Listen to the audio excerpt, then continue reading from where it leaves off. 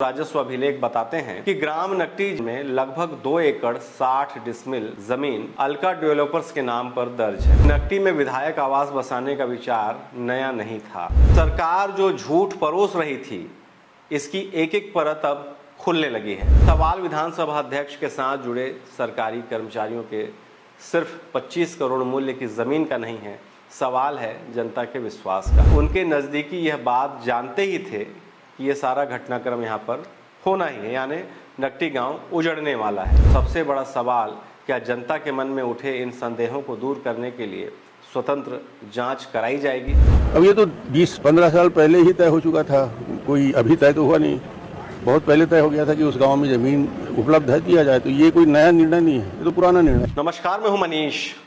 विधानसभा सत्र शुरू हो चुका है। छत्तीसगढ़ का नकटी गांव बड़ा विषय रहेगा। इस यकीन के साथ लगातार छत्तीसगढ़ के जो पत्रकार साथी हैं वो भी नजर बनाए हुए हैं। सीजी खबर ने लिखा है, जिस विधवा महिला पर 29,600 स्क्वायर फीट जमीन कब्जा करने का आरोप है, उसका घर मात्र 1350 स्क्वायर फीट का है। यानी सरकार जो झूठ परोस रही थी, इसकी एक एक परत अब खुलने लगी है। इसी तरीके से पत्रकार साथी देवेंद्र गुप्ता हैं, उन्होंने सबसे बड़ा खुलासा कर दिया है। वे लिखते हैं कि नकटी की जमीन विधायक आवास और विधानसभा अध्यक्ष के ओएसडी का कनेक्शन, आखिर जवाब कौन देगा? छत्तीसगढ़ विधानसभा का मानसून सत्र शुरू होने से ठीक पहले नया रायपुर से लगे ग्राम नकटी की जमीनें अचानक प्रदेश की सबसे चर्चित राजनीतिक कहानी बन गई। जिस गांव में सरकार विधायकों के लिए नई आवासीय कॉलोनी बसाने जा रही है, जहां हाल ही में लगभग 80 परिवारों से अतिक्रमण हटाया गया, उसी गांव के राजस्व दस्तावेज अब सत्ता के सबसे ऊंचे गलियारों तक पहुंचते हुए कई गंभीर सवाल खड़े कर रहे हैं। ग्राम नकटी की यह कोई साधारण सरकारी परियोजना नहीं है। विधायक आवास का मतलब है कि आने वाले वर्षों में यही क्षेत्र प्रदेश का नया वीवीआईपी जोन बनेगा। विधायक, मंत्री और संवैधानिक पदों पर बैठे लोग यहीं रहेंगे।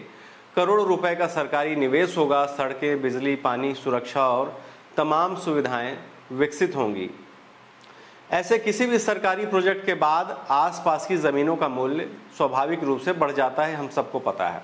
अब यहीं से नकटी की कहानी दिलचस्प होती है और गंभीर भी। हमारे हाथ लगे वर्ष 2024-25 के B1 और P2 राजस्व अभिलेख बताते हैं कि ग्राम नकटी जिला एवं तहसील रायपुर के हल्का नंबर 00077 में लगभग 2 एकड़ 60 डिसमिल जमीन अलका डेवलपर्स के नाम पर दर्ज है। रिकॉर्ड में स्पष्ट उल्लेख है, अलका डेवलपर्स द्वारा अधिकृत सौर्य सिंह सिसोदिया, पिता वी सिसोदिया, मौलसिर बिहार, रायपुर।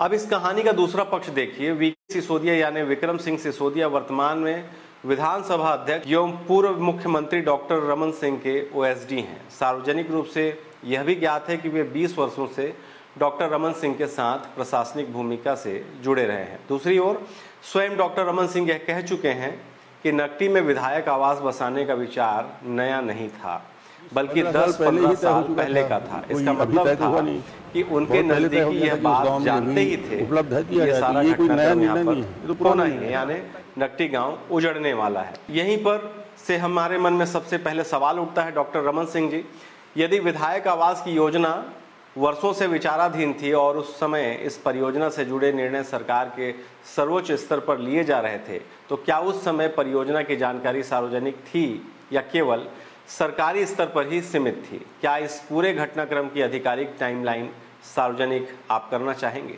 इस मामले में दस्तावेज यह भी दिखाते हैं कि संबंधित खाते में किसका नाम किस रूप में दर्ज है, लेकिन अब इससे आगे की जिम्मेदारी सरकार और संबंधित पक्षों की है कि वे पूरे घटनाक्रम पर तथ्यात्मक स्पष्टीकरण दें। यदि भूमि खरीद पूरी तरह सामान्य और नियमों के अनुरूप हुई है, तो उसकी समय रेखा सार्वजनिक करने में कोई कठिनाई नहीं होनी चाहिए, बल्कि ऐसा करने से जनता के मन में उठ रहे सभी सवाल स्वतः समाप्त हो जाएंगे।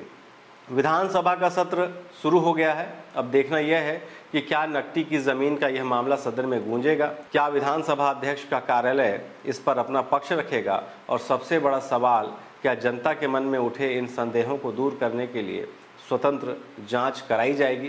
क्योंकि सवाल विधानसभा अध्यक्ष के साथ जुड़े सरकारी कर्मचारियों के सिर्फ 25 करोड़ मूल्य की ज़मीन का नहीं है, सवाल है जनता के विश्वास का। और लोकतंत्र में जनता का भरोसा किसी भी सरकारी परियोजना से कहीं बड़ा होता है। उम्मीद है डॉक्टर रमन सिंह जी इस विषय में जवाब ज़रूर देंगे।